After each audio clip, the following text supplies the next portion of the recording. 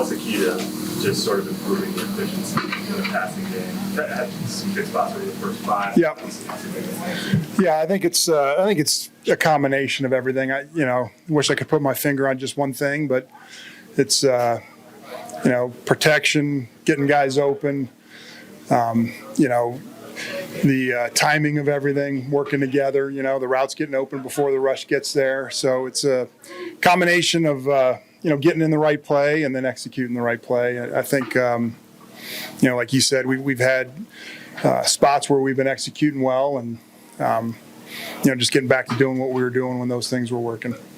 So when you have a mini buy, do you take a couple extra days to take a larger overview of what you've done so far, or do you just use that as more time to game plan for your next month? A little of both. We definitely did a deeper dive on self-scout than normal. And then, it gives you an extra time to prepare for the next opponent. So it's good to have that extra time to look at everything. Do you want to see Russ take more shots downfield?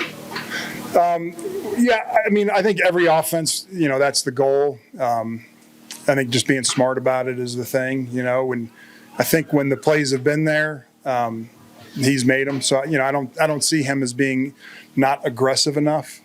I just think it's, getting those plays dialed up at the right time, having the right scheme, and then, everything's got to work together in order for those opportunities to come, that the protection, the route, all that stuff works together. Does it need to be a bigger point of emphasis, or are you guys fine with the way it's Look, I think it's the number one thing you're trying to do every week. We spend a lot of time on how we're getting the ball down the field, and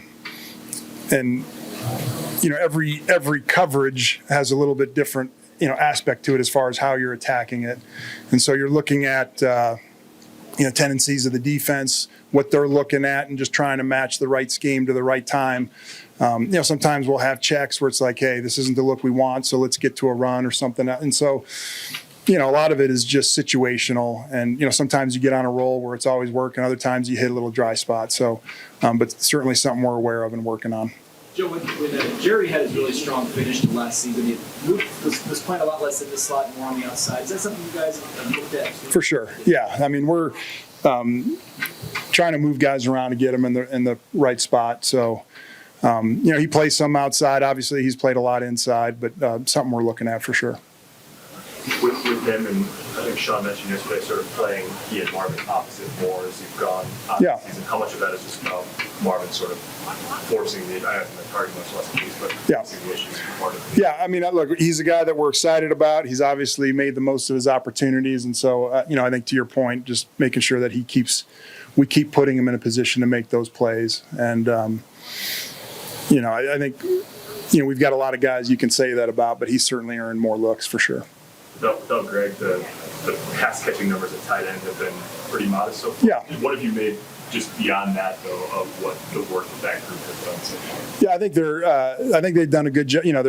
They're all good blockers. Talking about adding Nate now to the 3 guys, all good blockers and functional receivers. Obviously, Greg brings an aspect of speed, stretching the field that maybe those guys don't have, and so that obviously is a part of it. But we'll keep working the personnel groupings, and I don't think all of a sudden they're going to start running the routes Greg ran, because he's got a specific skill set that goes to that. But they'll definitely be involved.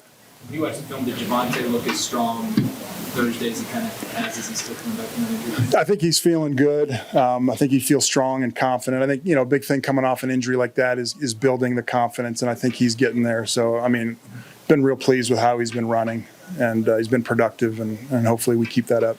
What stands out on the Packer defense? Really, no weak spots. It feels like they're strong at every level, fast. Their front, they've got a number of good pass rushers. Obviously, Gary has come back strong from his injury. He's causing a lot of havoc. Clark inside is a really good inside rusher. The number 7 linebacker from Georgia, he can run big, long. Obviously, Alexander's one of the premier corners, and Douglas can make you pay on the other side, and safeties are strong. So it's just you're trying to find the weak spot, and it's not like they got a big one. All right, Coach. Thank you. Thanks, guys.